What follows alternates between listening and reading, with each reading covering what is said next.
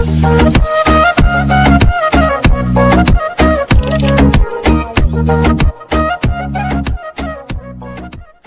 Friends, welcome to our YouTube channel English family 87। So ਆਪਣੀ ਇਸ video ਦੇ ਵਿੱਚ ਆਪਾਂ ਗੱਲ ਕਰਾਂਗੇ BA ਸਮੈਸਟਰ 6th ਉਸ ਦੀ ਜਿਹੜੀ ਪੋਇਮ ਹੈ 6ਵੀਂ ਮਾਈ ਲਾਸਟ ਡਚਸ। ਮਾਈ ਲਾਸਟ ਡਚਸ, ਡਚਸ ਹੁੰਦਾ ਹੈ ਵਾਈਫ ਆਫ ਡਿਊਕ। ਡਿਊਕ ਕੌਣ ਹੁੰਦਾ ਹੈ? ਡਿਊਕ ਜਦੋਂ ਪੁਰਾਣੇ ਸਮੇਂ ਦੇ ਵਿੱਚ ਜਿਹੜੇ ਰਾਜੇ ਮਹਾਰਾਜਿਆਂ ਦਾ ਰਾਜ ਹੁੰਦਾ ਸੀਗਾ ਉਦੋਂ ਇੱਕ ਪਦਵੀ ਹੁੰਦੀ ਸੀ ਬਹੁਤ ਵੱਡੀ, ਡਿਊਕ। ਮਤਲਬ ਹੁਣ ਦੇ ਸਮੇਂ ਦੇ ਵਿੱਚ ਮੁੱਖ ਮੰਤਰੀ, ਪ੍ਰਧਾਨ ਮੰਤਰੀ, MLA ਇਸ ਤਰ੍ਹਾਂ ਹੋ ਗਏ, ਉਦੋਂ ਇਸ ਤਰ੍ਹਾਂ ਪਦਵੀਆਂ ਹੁੰਦੀਆਂ ਸੀਗੀਆਂ। ਕਿੰਗ ਹੋ ਗਿਆ, ਕਾਊਂਟ ਹੋ ਗਿਆ, ਡਿਊਕ ਹੋ ਗਿਆ। ਤਾਂ ਡਿਊਕ ਹੈ ਜਿਹੜਾ, ਉਸ ਦੀ ਜਿਹੜੀ ਮਰੀ ਹੋਈ ਪਤਨੀ ਹੈ ਲਾਸਟ ਡਚਸ, ਉਸ ਦੀ ਗੱਲਬਾਤ ਹੈ ਜਿਹੜੀ ਇਸ ਪੋਇਮ ਦੇ ਵਿੱਚ ਕੀਤੀ ਗਈ ਹੈਗੀ। Written by Robert Browning. ਹੁਣ ਅੱਗੇ ਇਸ ਪੋਇਮ ਦੇ ਵਿੱਚ ਹੈ ਕੀ ਹੈ, ਦੇਖੋ ਆਪਾਂ ਅਬਾਊਟ ਦ ਪੋਇਮ ਇਸ ਦੇ ਬਾਰੇ ਪੜ੍ਹਦੇ ਹਾਂ, ਤੁਹਾਨੂੰ ਸਾਰੀ ਸਮਰੀ ਜਿਹੜੀ ਪਤਾ ਚੱਲ ਜਾਏਗੀ ਕਿ ਪੋਇਮ ਕਿਸ ਬੇਸ ਤੇ ਹੈ। ਸਭ ਤੋਂ ਪਹਿਲਾਂ ਤਾਂ ਇਸ ਦੇ ਵਿੱਚ ਦੋ ਹੀ ਮੇਨ ਕਰੈਕਟਰ ਨੇ, ਇੱਕ ਤਾਂ ਡਿਊਕ ਆਫ ਫਰੈਰਾ ਮਤਲਬ ਕਿ ਇਟਲੀ ਦਾ ਡਿਊਕ, ਔਰ ਦੂਸਰਾ ਹੈਗਾ ਮੈਸੇਂਜਰ ਆਫ ਨੇਬਰਹੁੱਡ ਕਿੰਗਡਮ। ਇੱਕ ਉਸ ਦਾ ਗਵਾਂਢੀ ਰਾਜ ਹੈ ਜਿਹੜਾ, ਉਸ ਦੇ ਰਾਜੇ ਦਾ ਇੱਕ ਦੂਤ ਹੈ ਜਿਹੜਾ ਉਹ ਇਸ ਦੇ ਕੋਲ ਆਉਂਦਾ ਡਿਊਕ ਦੇ ਕੋਲ। ਮਤਲਬ ਕਿ ਜਿਹੜਾ ਡਿਊਕ ਹੈ ਉਸ ਦੀ ਜਿਹੜੀ ਪਿਛਲੀ ਪਤਨੀ ਸੀਗੀ, ਵਾਈਫ ਸੀਗੀ, ਉਹ ਉਸ ਦੀ ਮੌਤ ਹੋ ਗਈ। ਉਸ ਤੋਂ ਬਾਅਦ ਜਿਹੜਾ ਇਹ ਇੱਕ ਗਵਾਂਢੀ ਰਾਜ ਹੁੰਦਾ, ਇਸ ਦਾ ਰਾਜਾ ਹੁੰਦਾ ਜਿਹੜਾ ਕਾਊਂਟ ਹੈ ਨਾ, ਉਹ ਆਪਣਾ ਇੱਕ ਦੂਤ ਭੇਜਦਾ ਇਸ ਦੇ ਕੋਲ, ਡਿਊਕ ਦੇ ਕੋਲ। ਮਤਲਬ ਕਿ ਆਪਣੀ ਬੇਟੀ ਦਾ ਰਿਸ਼ਤਾ ਲੈ ਕੇ ਭੇਜਦਾ ਇਸ ਡਿਊਕ ਦੇ ਕੋਲ। ਔਰ ਅੱਗੇ ਜਿਹੜੀ ਗੱਲਬਾਤ ਹੁੰਦੀ ਹੈ, ਮਤਲਬ ਪੋਇਮ ਦੇ ਵਿੱਚ ਸਾਰੀ ਉਹ ਦੱਸੀ ਗਈ ਹੈ ਕਿ ਜਿਹੜਾ ਇਹ ਡਿਊਕ ਹੈ, ਉਹ ਜਿਹੜਾ ਦੂਤ ਹੈ, ਇਸ ਰਾਜੇ ਦਾ ਦੂਤ ਆਉਂਦਾ ਹੁੰਦਾ, ਉਸ ਦੇ ਨਾਲ ਕੀ ਗੱਲਬਾਤ ਹੈ ਜਿਹੜੀ ਉਹ ਕਰਦਾ। ਮਤਲਬ ਕਿ ਆਪਣੀ ਜਿਹੜੀ ਲਾਸਟ ਉਸ ਦੀ ਡਚਸ ਹੁੰਦੀ ਹੈ, ਲਾਸਟ ਜਿਹੜੀ ਮਰੀ ਹੋਈ ਉਸ ਦੀ ਪਤਨੀ ਹੈ, ਉਸ ਦੇ ਬਾਰੇ ਕੀ ਗੱਲਾਂ ਕਰਦਾ ਉਸ ਦੇ ਨਾਲ, ਇਹੀ ਇਸ ਪੋਇਮ ਦੇ ਵਿੱਚ ਹੈ।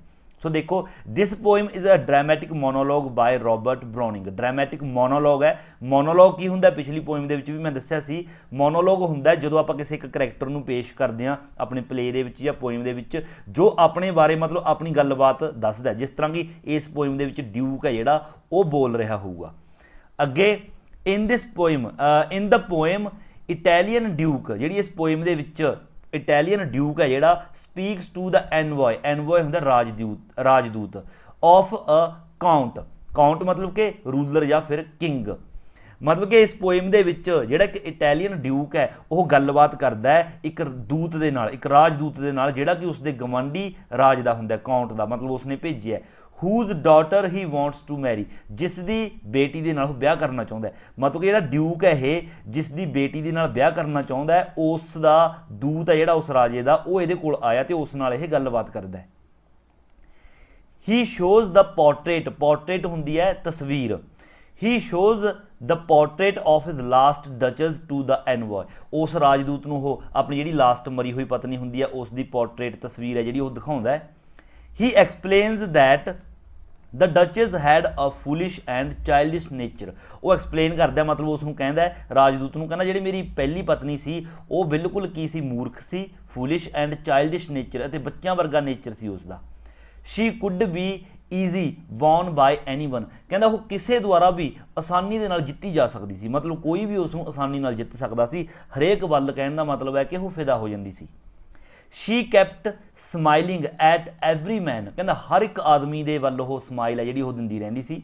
ਅ gift from the duke or other person, ਕਹਿੰਦਾ ਗਿਫਟ ਉਸ ਨੂੰ, ਕਹਿੰਦਾ ਜੇਕਰ ਗਿਫਟ ਦਿੱਤਾ ਜਾਂਦਾ, ਬੇਸ਼ੱਕ ਕਹਿੰਦਾ ਮੇਰੇ ਵੱਲੋਂ ਦਿੱਤਾ ਜਾਂਦਾ, ਡਿਊਕ ਵੱਲੋਂ, ਉਸਦੇ ਪਤੀ ਵੱਲੋਂ, ਬੇਸ਼ੱਕ ਕਿਸੇ ਹੋਰ ਆਦਮੀ ਵੱਲੋਂ, ਆਮ ਆਦਮੀ ਵੱਲੋਂ ਦਿੱਤਾ ਜਾਂਦਾ।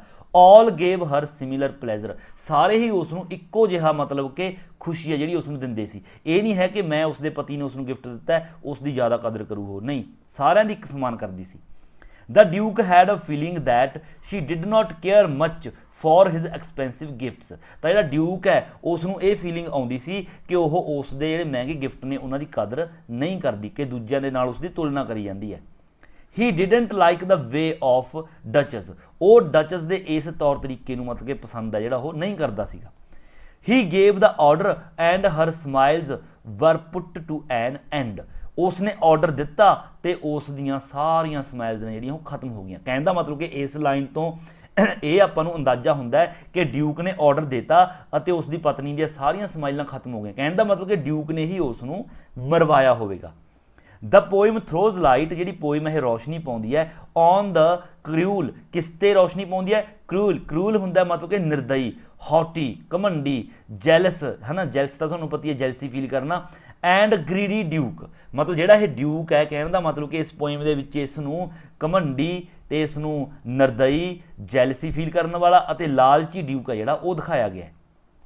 ਹੀ ਆਲਸੋ ਹਿੰਟਸ ਦਾ ਐਨਵॉय, ਔਰ ਜਿਹੜਾ ਰਾਜਦੂਤ ਆਇਆ ਉਸ ਦੇ ਕੋਲ ਮਤਲਬ ਇੱਕ ਰਾਜੇ ਦੀ ਧੀ ਦਾ ਰਿਸ਼ਤਾ ਲੈ ਕੇ, ਉਹ ਉਸ ਨੂੰ ਇਹ ਵੀ ਹਿੰਟ ਦਿੰਦਾ ਉਸ ਰਾਜਦੂਤ ਨੂੰ that he expects a big dowry from the count, ਕਿ ਕਾਊਂਟ ਤੋਂ ਜਿਸ ਦੀ ਧੀ ਦਾ ਤੂੰ ਰਿਸ਼ਤਾ ਲੈ ਕੇ ਆਇਆ ਮੇਰੇ ਲਈ, ਮੈਨੂੰ ਉਸ ਕਾਊਂਟ ਤੋਂ ਬਿਗ ਡੋਰੀ, ਡੋਰੀ ਹੁੰਦਾ ਮਤਲਬ ਕਿ ਆਪਣਾ ਦਾਜ ਦਹੇਜ, ਵੀ ਮੈਨੂੰ ਪੂਰਾ ਦਾਜ ਹੈ ਜਿਹੜਾ ਉਹ ਦਹੇਜ ਆ ਉਹ ਪੂਰਾ ਚਾਹੀਦਾ ਵੱਡਾ।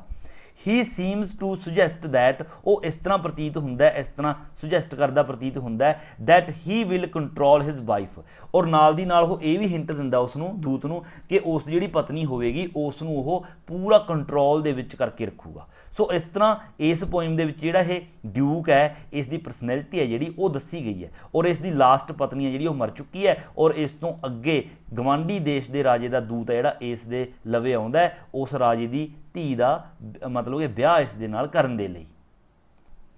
ਐਂਡ ਅੱਗੇ ਦੇਖੋ ਇਸ ਪੋਇਮ ਦੇ ਲੌਂਗ ਕੁਐਸਚਨ ਆਪਾਂ ਕਰਦੇ ਹਾਂ। ਸਭ ਤੋਂ ਫਸਟ ਕੁਐਸਚਨ, ਜੇਕਰ ਇਸ ਦੀ ਸਮਰੀ ਆ ਜਾਵੇ ਜਾਂ ਫਿਰ ਇਸ ਤਰ੍ਹਾਂ ਕੁਐਸਚਨ ਆਉਂਦਾ ਹੈ throw light on the cruelties of the duke as shown in My Last Duchess, ਮਤਲਬ ਕਿ ਡਿਊਕ ਦੀ ਕ੍ਰੂਅਲਟੀਜ਼ ਵੀ ਕਿਸ ਤਰ੍ਹਾਂ ਉਹ ਮਤਲਬ ਨਿਰਦਈ ਸੀਗਾ ਉਹ ਪੁੱਛ ਲਿਆ ਜਾਵੇ, ਤਾਂ ਆਪਾਂ ਇਹ ਕੁਐਸਚਨ ਹੈ ਜਿਹੜਾ ਇਸ ਦਾ ਆਨਸਰ ਹੈ ਜਿਹੜਾ ਆਪਾਂ ਇਹ ਦੇਵਾਂਗੇ। ਅੱਗੇ ਦੇਖੋ My Last Duchess is a famous dramatic monologue written by Robert Browning. ਦੇਖੋ ਇਹ ਤਾਂ ਸਮਝ ਆ ਗਿਆ। ਅੱਗੇ ਜਿਹੜਾ ਇਹ ਰੈੱਡ ਦੇ ਵਿੱਚ ਇਹ ਤੁਸੀਂ ਕੱਟ ਦੇਣਾ ਇੰਨਾ, ਅੱਗੇ ਇਹ ਲਿਖਣਾ ਹੈ, ਇਹ ਆਪਾਂ ਥੋੜਾ ਰਾਈਟਰ ਦੇ ਬਾਰੇ ਦੱਸ ਰਹੇ ਹਾਂ। ਹੀ ਵਾਜ਼ ਐਨ ਇੰਟੈਲੀਜੈਂਟ ਚਾਈਲਡ, ਮਤਲਬ ਕਿ ਰੋਬਰਟ ਬਰਾਉਨਿੰਗ ਦੇ ਬਾਰੇ ਗੱਲ ਹੋ ਰਹੀ ਹੈ, ਉਹ ਇੱਕ ਇੰਟੈਲੀਜੈਂਟ ਚਾਈਲਡ ਸੀਗਾ। ਹੀ ਵਾਜ਼ ਫਲੂਐਂਟ ਇਨ 5 ਲੈਂਗੁਏਜਿਸ, ਮਤਲਬ 5 ਭਾਸ਼ਾਵਾਂ ਦੇ ਵਿੱਚ ਵਧੀਆ ਫਲੂਐਂਟ ਸੀਗਾ, 5 ਭਾਸ਼ਾਵਾਂ ਨੂੰ ਵਧੀਆ ਤੇਜ਼ ਬੋਲਦਾ ਸੀ। ਫਲੂਐਂਟ ਵੈਸੇ ਹੁੰਦਾ ਤਜਰਬੇਕਾਰ, ਵੀ 5 ਲੈਂਗੁਏਜ ਉਸ ਨੂੰ ਵਧੀਆ ਆਉਂਦੀ ਸੀਗੀਆਂ। ਬਾਈ ਦਾ ਏਜ ਆਫ 14, 14 ਸਾਲ ਦੀ ਉਮਰ ਤੋਂ ਹੀ। ਹੀ ਵਾਜ਼ ਆਲਸੋ ਪੈਸ਼ਨੇਟ ਅਬਾਊਟ ਪੋਇਟਰੀ ਲਿਖਣ ਦੇ ਪ੍ਰਤੀ ਵੀ ਮਤਲਬ ਪੂਰਾ ਪੈਸ਼ਨੇਟ ਸੀਗਾ, ਪੋਇਟਰੀ ਲਿਖਣ ਦਾ ਸ਼ੌਂਕ ਸੀ। And was a talented musician, ਅਤੇ ਸੰਗੀਤਕਾਰ ਵੀ ਸੀਗਾ, ਬਹੁਤ talented. He composed several songs, several ਹੁੰਦਾ ਮਤਲਬ ਅਨੇਕਾਂ, ਬਹੁਤ ਸਾਰੇ ਉਸਨੇ ਸੌਂਗਸ ਨੇ ਜਿਹੜੇ ਉਹ ਕੰਪੋਜ਼ ਕੀਤੇ ਸੀਗੇ। As well as writing poetry, ਅਤੇ ਪੋਇਟਰੀਆਂ ਵੀ ਉਸਨੇ ਬਹੁਤ ਸਾਰੀਆਂ ਲਿਖੀਆਂ ਸੀ। ਇਨ ਦਿਸ ਪੋਇਮ, ਇਸ ਪੋਇਮ ਦੇ ਵਿੱਚ the Italian duke speaks to the envoy, envoy ਹੁੰਦਾ ਮੈਸੇਂਜਰ ਹੈ ਨਾ, ਆਪਣਾ ਰਾਜਦੂਤ, ਆਫ ਅ ਕਾਊਂਟ, ਇੱਕ ਕਾਊਂਟ ਹੈ ਜਿਹੜਾ ਕਿੰਗ ਹੈ ਉਸ ਦੇ ਗਵਾਂਢੀ ਦੇਸ਼ ਦਾ ਰਾਜਾ, ਉਸ ਦਾ ਰਾਜਦੂਤ ਹੁੰਦਾ, ਉਸ ਦੇ ਨਾਲ ਗੱਲ ਕਰ ਰਿਹਾ ਇਸ ਪੋਇਮ ਦੇ ਵਿੱਚ, ਜਿਸ ਤਰ੍ਹਾਂ ਕਿ ਪਹਿਲਾਂ ਆਪਾਂ ਦੱਸਿਆ। Whose daughter he wants to marry, ਜਿਸ ਦੀ ਬੇਟੀ ਦੇ ਨਾਲ ਉਹ ਵਿਆਹ ਕਰਨਾ ਚਾਹੁੰਦਾ, ਮਤਲਬ ਕਿ ਡਿਊਕ, ਕਿਉਂਕਿ ਉਸ ਦੀ ਪਹਿਲੀ ਪਤਨੀ ਜਿਹੜੀ ਉਹ ਮਰ ਚੁੱਕੀ ਹੈ। The duke is very cruel, ਬਹੁਤ ਜ਼ਿਆਦਾ ਨਿਰਦਈ ਹੈ, ਹੌਟੀ ਘਮੰਡੀ ਹੈ, ਜੈਲਸੀ ਫੀਲ ਕਰਨ ਵਾਲਾ ਹੈ, ਐਂਡ ਗਰੀਡੀ, ਅਤੇ ਲਾਲਚੀ ਵੀ ਬਹੁਤ ਜ਼ਿਆਦਾ ਹੈ। ਹੀ ਇਜ਼ ਅ ਵਿਡੋਰ, ਵਿਡੋਰ ਹੁੰਦਾ ਮਤਲਬ ਕਿ ਜਿਸ ਦੀ ਪਤਨੀ ਮਰ ਚੁੱਕੀ ਹੋਵੇ। He shows the portrait of the last duchess, last duchess ਹੁੰਦੀ ਹੈ ਹਿਜ਼ ਡੈਡ ਵਾਈਫ, ਮਤਲਬ ਉਸ ਦੀ ਜਿਹੜੀ ਪਹਿਲੀ ਪਤਨੀ ਸੀਗੀ, ਟੂ ਦ ਐਨਵॉय, ਐਨਵॉय ਨੂੰ, ਰਾਜਦੂਤ ਨੂੰ ਆਪਣੀ ਪਹਿਲੀ ਪਤਨੀ ਜਿਹੜੀ ਮਰ ਚੁੱਕੀ ਉਸ ਦੀ ਪੋਰਟਰੇਟ ਹੈ ਜਿਹੜੀ ਤਸਵੀਰ ਉਹ ਦਿਖਾਉਂਦਾ ਉਹ। There is a deep passionate look in the eyes of the duchess, ਜਿਹੜੀ ਉਹ ਡਚਸ ਦੀ ਤਸਵੀਰ ਸੀ ਉਸ ਦੀ ਤਸਵੀਰ ਦੇ ਵਿੱਚ ਉਸ ਦੀਆਂ ਜਿਹੜੀਆਂ ਅੱਖਾਂ ਸੀਗੀਆਂ ਉਹ ਮਤਲਬ ਬਹੁਤ ਜ਼ਿਆਦਾ ਪੈਸ਼ਨੇਟ ਲੁੱਕ ਵਾਲੀਆਂ ਸੀਗੀਆਂ। ਪੈਸ਼ਨੇਟ ਲੁੱਕ ਮਤਲਬ ਕਿ ਆਕਰਸ਼ਿਤ ਦਿਖਾਈ ਦਿੰਦੀਆਂ ਸੀਗੀਆਂ। ਦ ਲਾਈਫ ਲੁੱਕ ਪੋਰਟਰੇਟ, ਜਿਹੜੀ ਲਾਈਫ ਲੁੱਕ ਹੈ, ਲਾਈਫ ਲੁੱਕ ਦਾ ਮਤਲਬ ਹੁੰਦਾ ਕਿ ਜਿੰਦਾ ਦਿਖਣ ਵਾਲੀ, ਮਤਲਬ ਇਸ ਤਰ੍ਹਾਂ ਲੱਗਦਾ ਸੀ ਜਿਸ ਤਰ੍ਹਾਂ ਕਿ ਤਸਵੀਰ ਦੇ ਵਿੱਚ ਉਹ ਜਿੰਦਾ ਜਿਉਂਦੀ ਖੜੀ ਹੋਵੇ, ਵੀ ਮਤਲਬ ਬਹੁਤ ਸੋਹਣੀ ਬਣਾਈ ਹੋਈ ਸੀ ਪੋਰਟਰੇਟ। ਹੈਜ਼ ਬੀਨ ਪੇਂਟਡ, ਇਹ ਪੋਰਟਰੇਟ ਕਿਸ ਨੇ ਪੇਂਟ ਕੀਤੀ ਸੀ? ਬਾਏ ਫਰਾ ਪੈਂਡੋਲਫ, ਫਰਾ ਪੈਂਡੋਲਫ ਨਾਂ ਦੇ ਪੇਂਟਰ ਨੇ ਇਹ ਪੇਂਟਿੰਗ ਬਣਾਈ ਸੀ। The envoy looks at the portrait, portrait ਦੀ ਤਰਫ ਦੇਖਦਾ ਹੈ ਡੀਪਲੀ, ਬਹੁਤ ਮਤਲਬ ਧਿਆਨ ਦੇ ਨਾਲ। ਦ ਡਿਊਕ ਅੰਡਰਸਟੈਂਡ ਦੈਟ, ਜਿਹੜਾ ਡਿਊਕ ਹੈ ਉਹ ਸਮਝ ਜਾਂਦਾ ਹੈ that the envoy wants to know the cause, ਵੀ ਜਿਹੜਾ ਐਨਵॉय ਹੈ ਉਹ ਕਾਰਨ ਜਾਣਨਾ ਚਾਹੁੰਦਾ ਹੈ ਕਿਸ ਚੀਜ਼ ਦਾ? Of the deep expression look in the eyes of the duchess, ਜਦੋਂ ਧਿਆਨ ਦੇ ਨਾਲ ਦੇਖਦਾ ਹੈ ਦੂਤ ਉਸ ਦੀ ਤਸਵੀਰ ਦੇ ਵੱਲ, ਤਾਂ ਜਿਹੜਾ ਡਿਊਕ ਹੈ ਉਹ ਸਮਝ ਜਾਂਦਾ, ਅੰਡਰਸਟੈਂਡ ਹੋ ਜਾਂਦਾ ਹੈ ਕਿ ਜਿਹੜਾ ਐਨਵॉय ਹੈ ਉਹ ਕੀ ਚਾਹੁੰਦਾ ਹੈ। ਉਹ ਇਹ ਜਾਣਨਾ ਚਾਹੁੰਦਾ ਹੈ ਕਿ ਜਿਹੜੀ ਉਸ ਦੀ ਲਾਸਟ ਡਚਸ ਹੈ ਉਸ ਦੀਆਂ ਅੱਖਾਂ ਦੇ ਵਿੱਚ ਡੀਪ ਐਕਸਪ੍ਰੈਸ਼ਨ ਨੇ, ਜਿਹੜੇ ਲੁੱਕ ਨੇ ਇਸ ਤਰ੍ਹਾਂ ਕਿਉਂ ਹੈ, ਮਤਲਬ ਕਿ ਹੈ ਨਾ ਇੰਨੀ ਮਤਲਬ ਸ਼ਾਨਦਾਰ ਲੁੱਕ ਉਸ ਦੀ ਕਿਉਂ ਹੈ। ਦ ਡਿਊਕ ਐਕਸਪਲੇਨਸ, ਜਿਹੜਾ ਡਿਊਕ ਹੈ ਐਕਸਪਲੇਨ ਕਰਦਾ ਹੈ that the duchess had a foolish and childish nature, ਕਿ ਡਚਸ ਦਾ ਫੂਲਿਸ਼ ਅਤੇ ਚਾਈਲਡਿਸ਼ ਨੇਚਰ ਸੀਗਾ, ਬੱਚਿਆਂ ਵਰਗਾ ਮੂਰਖ ਸੀਗੀ। She had a heart that was easy to please, ਉਸ ਦਾ ਜਿਹੜਾ ਦਿਲ ਹੈ ਇਹੋ ਜਿਹਾ ਸੀਗਾ that was easy to please, ਜਿਸ ਨੂੰ ਖੁਸ਼ ਕਰਨਾ ਬਹੁਤ ਜ਼ਿਆਦਾ ਆਸਾਨ ਸੀਗਾ। ਮਤਲਬ ਕੋਈ ਵੀ ਉਸ ਦੇ ਦਿਲ ਨੂੰ ਖੁਸ਼ ਕਰ ਸਕਦਾ ਸੀ, ਜਿੱਤ ਸਕਦਾ ਸੀ। ਪਲੀਜ਼ ਹੁੰਦਾ ਹੈ ਖੁਸ਼ ਕਰਨਾ। ਅਕੋਰਡਿੰਗ ਟੂ ਹਿਮ ਮਤਲਬ ਕਿ ਉਸ ਦੇ ਮੁਤਾਬਕ, ਡਿਊਕ ਦੇ ਮੁਤਾਬਕ, according to him the expression of love and joy came to her eyes and face not only in his presence but also at the presence of anybody else। ਉਸ ਦੇ ਮੁਤਾਬਕ, ਡਿਊਕ ਦੇ ਮੁਤਾਬਕ, ਡਿਊਕ ਇਹ ਗੱਲ ਕਹਿੰਦਾ ਹੈ, ਕਹਿੰਦਾ ਜਿਹੜੇ ਉਸ ਦਾ ਲਵ ਅਤੇ ਜੋਏ ਦਾ ਐਕਸਪ੍ਰੈਸ਼ਨ ਉਸ ਦੀਆਂ ਅੱਖਾਂ ਦੇ ਵਿੱਚ, ਉਸ ਦੇ ਚਿਹਰੇ ਤੇ ਆਉਂਦਾ ਸੀਗਾ, ਉਹ ਸਿਰਫ ਇਸ ਕਰਕੇ ਨਹੀਂ ਕਿ ਮੇਰੀ ਮੌਜੂਦਗੀ ਕਰਕੇ, ਮਤਲਬ ਡਿਊਕ ਦੀ ਮੌਜੂਦਗੀ ਕਰਕੇ, ਵੀ ਜੇਕਰ ਡਿਊਕ ਆਉਂਦਾ ਤਾਂ ਉਸ ਦੇ ਅੱਖਾਂ ਦੇ ਵਿੱਚ ਐਕਸਪ੍ਰੈਸ਼ਨ ਇਹੋ ਜਿਹਾ ਆਉਂਦਾ, ਪ੍ਰੈਜੈਂਸ, ਉਸ ਦੀ ਪ੍ਰੈਜੈਂਸ ਦੇ ਵਿੱਚ, but also at the presence of anybody else. ਕੋਈ ਵੀ ਬੰਦਾ ਆਉਂਦਾ ਹਰ ਇੱਕ ਬੰਦੇ ਨੂੰ ਦੇਖ ਕੇ ਕਹਿੰਦਾ ਉਹ ਐਵੇਂ ਹੀ ਖੁਸ਼ ਹੁੰਦੀ ਸੀਗੀ। A gift from the duke the sunset, ਕਹਿੰਦਾ ਗਿਫਟ, ਜੇਕਰ ਕਹਿੰਦਾ ਮੇਰੇ ਵੱਲੋਂ ਗਿਫਟ, ਡਿਊਕ ਵੱਲੋਂ ਗਿਫਟ ਦਿੱਤਾ ਜਾਂਦਾ, ਦ ਸਨਸੈਟ। ਸਨਸੈਟ ਮਤਲਬ ਕਿ ਇੱਕ ਇਹੋ ਜਿਹੀ ਮੂਰਤੀ ਸੀਗੀ ਬਹੁਤ ਮਹਿੰਗੀ ਕਿ ਜਿਸ ਦੇ ਉੱਪਰ ਸਨਸੈਟ ਹੈ ਜਿਹੜਾ ਉਹ ਦਿਖਾਇਆ ਗਿਆ ਸੀਗਾ, ਹੈ ਨਾ। ਇੱਕ ਕਹਿੰਦਾ ਗਿਫਟ ਮੇਰੇ ਵੱਲੋਂ ਵੀ, ਡਿਊਕ ਦੇ ਵੱਲੋਂ ਸਨਸੈਟ ਗਿਫਟ, ਬਹੁਤ ਮਹਿੰਗਾ ਗਿਫਟ ਹੋ ਗਿਆ ਇੱਕ ਤਾਂ, ਔਰ ਦੂਸਰਾ ਅ ਬੰਚ, ਬੰਚ ਹੁੰਦਾ ਗੁੱਛਾ, ਅ ਬੰਚ ਆਫ ਚੈਰੀਜ਼ ਫਰੋਮ ਐਨ ਐਡਮਾਇਰਰ, ਐਡਮਾਇਰਰ ਹੁੰਦਾ ਪ੍ਰਸ਼ੰਸਕ, ਵੀ ਇੱਕ ਪ੍ਰਸ਼ੰਸਕ ਵੱਲੋਂ ਉਸ ਨੂੰ ਇੱਕ ਚੈਰੀ ਫਲਾਂ ਦਾ ਜਿਹੜਾ ਗੁੱਛਾ ਹੈ ਉਹ ਦਿੱਤਾ ਗਿਆ, ਜਾਂ ਫਿਰ ਔਰ ਦ ਮਿਊਲ ਸ਼ੀ ਰੋਡ, ਜਾਂ ਫਿਰ ਇੱਕ ਖੱਚਰ ਉੱਪਰ ਕਿਸੇ ਨੇ ਉਸ ਨੂੰ ਝੂਟੀ ਦਵਾਤੀ, ਹੈ ਨਾ। ਤਿੰਨੋਂ ਗਿਫਟ ਕਹਿੰਦਾ ਉਹਦੇ ਲਈ ਇੱਕ ਬਰਾਬਰ ਹੁੰਦੇ ਸੀ। ਇੱਕ ਤਾਂ ਕਹਿੰਦਾ ਦੇਖੋ ਮੇਰੇ ਵੱਲੋਂ ਡਿਊਕ ਵੱਲੋਂ ਗਿਫਟ ਦਿੱਤਾ ਗਿਆ ਸਨਸੈਟ ਕਿੰਨਾ ਮਹਿੰਗਾ, ਔਰ ਦੂਸਰਾ ਉਸ ਨੂੰ ਕਿਸੇ ਉਸ ਦੇ ਪ੍ਰਸ਼ੰਸਕ ਨੇ, ਐਡਮਾਇਰਰ ਨੇ ਉਸ ਨੂੰ ਗਿਫਟ ਦਿੱਤਾ ਬੰਚ ਆਫ ਚੈਰੀਜ਼, ਇੱਕ ਫਲਾਂ ਦਾ ਗੁੱਛਾ ਦਿੱਤਾ ਚੈਰੀ ਦਾ, ਔਰ ਤੀਸਰਾ ਕਿਸੇ ਨੇ ਮਤਲਬ ਉਸ ਨੂੰ, ਪ੍ਰਸ਼ੰਸਕ ਨੇ ਉਸ ਨੂੰ ਆਪਣੀ ਖੱਚਰ ਦੇ ਉੱਤੇ ਉਸ ਨੂੰ ਰਾਈਡ ਕਰਵਾਤਾ, ਰਾਈਡ ਰੋਡ ਮਤਲਬ ਕਿ ਪਾਸਟ ਦੀ ਗੱਲ ਹੋ ਗਈ। ਤਾਂ ਤਿੰਨੋਂ ਕਹਿੰਦਾ ਉਸ ਦੇ ਲਈ ਇੱਕ ਬਰਾਬਰ ਸੀਗੇ। ਇਹ ਨਹੀਂ ਹੈ ਕਿ ਮਤਲਬ ਮੇਰਾ ਜਿਹੜਾ ਡਿਊਕ ਦਾ ਗਿਫਟ ਹੈ, ਮਹਿੰਗਾ ਗਿਫਟ ਹੈ, ਉਸ ਨੂੰ ਜ਼ਿਆਦਾ ਤਵੱਜੋ ਦੇਵੇ ਉਹ, ਮਤਲਬ ਤਿੰਨਾਂ ਨੂੰ ਇੱਕ ਸਨਮਾਨ ਸਮਝਦੀ ਸੀ। ਆਲ ਗੇਵ ਹਰ ਸਿਮਿਲਰ ਪਲੇਜ਼ਰ, ਦੇਖੋ ਸਾਰੇ ਉਸ ਨੂੰ ਸਿਮਿਲਰ ਪਲੇਜ਼ਰ, ਪਲੇਜ਼ਰ ਹੁੰਦਾ ਖੁਸ਼ੀ ਦੇਣਾ, ਇੱਕੋ ਜਿਹੀ ਖੁਸ਼ੀ ਦਿੰਦੇ ਸੀ। The duke had a feeling that she did not care much for his expensive gifts, duke ਦੀ ਇਸ ਤਰ੍ਹਾਂ ਫੀਲਿੰਗ ਸੀਗੀ, ਡਿਊਕ ਨੂੰ ਇਸ ਤਰ੍ਹਾਂ ਲੱਗਦਾ ਸੀ ਕਿ ਉਹ ਉਸ ਦੇ ਮਹਿੰਗੇ ਗਿਫਟਾਂ ਦੀ ਕਦਰ ਹੈ ਜਿਹੜੀ ਉਹ ਨਹੀਂ ਕਰਦੀ ਸੀ। he thought, ਉਹ ਸੋਚਦਾ ਸੀ, it to be, he thought it, ਮਤਲਬ ਇਸ ਚੀਜ਼ ਨੂੰ ਉਹ ਇਸ ਤਰ੍ਹਾਂ ਸੋਚਦਾ ਸੀ, he thought it to be below his dignity to advise the duchess in such small things, ਕਹਿੰਦਾ ਇੰਨੀਆਂ ਛੋਟੀ ਛੋਟੀ ਚੀਜ਼ਾਂ ਦੇ ਵਿੱਚ ਕਹਿੰਦਾ ਮੈਂ ਆਪਣੀ ਮਾਨ ਮਰਿਆਦਾ ਦੇ ਖਿਲਾਫ ਸਮਝਦਾ ਸੀ ਕਿ ਮੈਂ ਉਸ ਨੂੰ ਐਡਵਾਈਸ ਦੇਵਾਂ, ਕਹਿੰਦਾ ਇਹ ਸਾਰੀਆਂ ਗੱਲਾਂ ਦੀ ਮੈਂ ਉਸ ਨੂੰ ਕੀ ਐਡਵਾਈਸ ਦੇਵਾਂ, ਉਸ ਨੂੰ ਆਪ ਹੀ ਚਾਹੀਦਾ ਸੀਗਾ। he did not want to teach her how to behave, ਕਹਿੰਦਾ ਉਹ ਉਸ ਨੂੰ ਟੀਚ ਨਹੀਂ ਕਰਨਾ ਚਾਹੁੰਦਾ ਸੀ ਕਿ ਬਿਹੇਵ ਕਿਸ ਤਰ੍ਹਾਂ ਕਰਨਾ ਹੈ, ਮਤਲਬ ਉਸ ਨੂੰ ਆਪੇ ਪਤਾ ਹੋਣਾ ਚਾਹੀਦਾ ਸੀ ਤੇ ਮੈਨੂੰ ਟੀਚ ਕਰਨ ਦੀ ਜ਼ਰੂਰਤ ਹੈ ਜਿਹੜੀ ਉਹ ਨਹੀਂ ਸੀ, ਮੈਂ ਨਹੀਂ ਚਾਹੁੰਦਾ ਸੀ ਉਸ ਨੂੰ ਟੀਚ ਕਰਨਾ।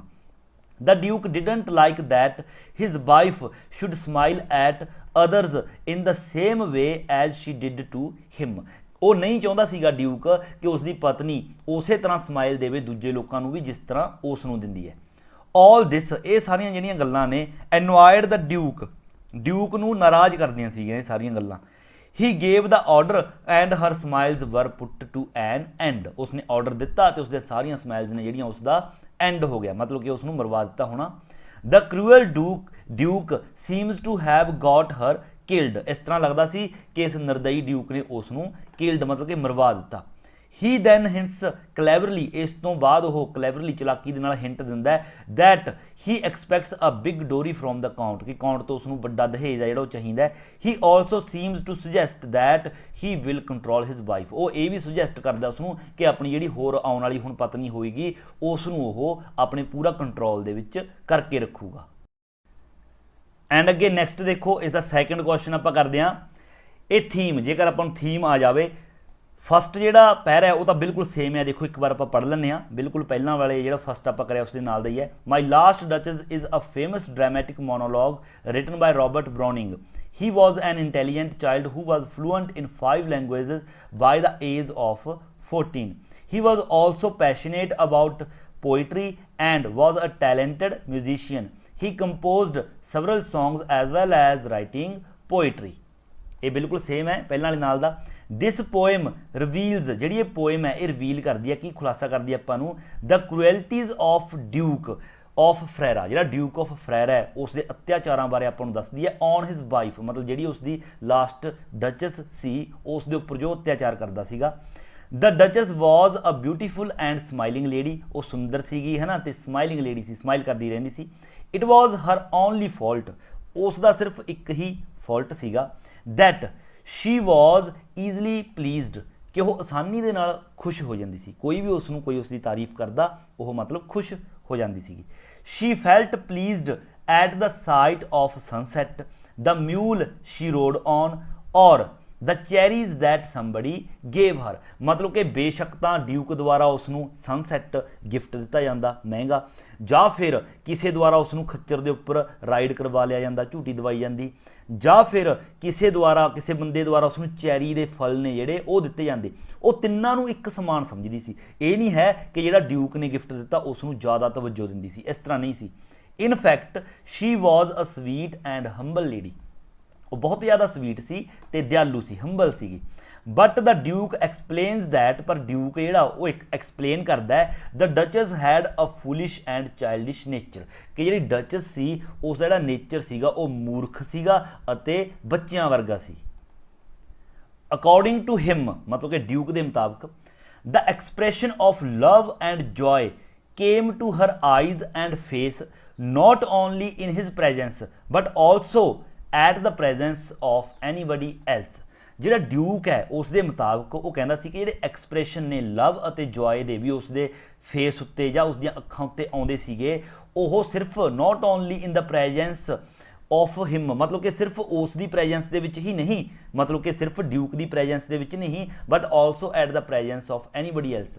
कहना मतलब कि जेकर ये नहीं है कि उस अखां दे विच इन्ना वधिया प्यार ते जॉय खुशी दिखाई दिंदी सी कि मेरी प्रेजेंस दे विच, पर कोई भी कहना बंदा उसके सामने आउंदा हर एक नाल वो इस तरह ही हुंदी सीगी। ही थिंक्स, वो सोचदा है that while she sat as a model to Fra Pandolf, मतलब जो फ्रा पैंडोल्फ ने उसकी ये पेंटिंग बनाई होगी, जो उसके सामने वो बैठी होगी अपनी पोर्ट्रेट पेंटिंग बनाने के लिए, he perhaps said some praising words to her, जरूर कहता फ्रा पैंडोल्फ ने उसनू उसकी तारीफ के विच कुछ शब्द ने जिहड़े कहे होणगे है ना। द फ्लैटरिंग वर्ड्स जिहड़े ये चापलूसी वाले शब्द होणगे might have produced the expression of joy and love on her face, जरूर इन्हां शब्दां ने ही उसके चेहरे उत्ते यह प्यार अते खुशी जिहड़ी लिआंदी होवेगी, मतलब कि ये सुन के वो खुश हो गई होवेगी। इसे करके इस तस्वीर दे विच कहंदा ये बहुत ज़्यादा खुश दिखाई दे रही है। The Duke continues saying that the Duchess had a heart that was rather easy to please, बार बार यही गल कह रहा सी वो, मतलब यही गल कहंदा हो कि उसका जिहड़ा दिल है उसनूं जितना बहुत ज़्यादा आसान सीगा। Her thankful reaction to the gifts from low and height had given the Duke a feeling that she didn't care much for the expensive gifts that he gave her। कहना ਜਿਹੜਾ उसका थैंकफुल नेचर सीगा कि हर एक नूं thank you इक्को जिहा करदी सी, बेशक कोई मतलब छोटा गिफ्ट दिंदा बेशक कोई बड़ा गिफ्ट दिंदा, तो ये चीज़ ने कहना मेरे दिल दे विच ये भावना पैदा करती कि मेरे महंगे गिफ्टां दा वो जिहड़ा मतलब कदर है वो नहीं करदी।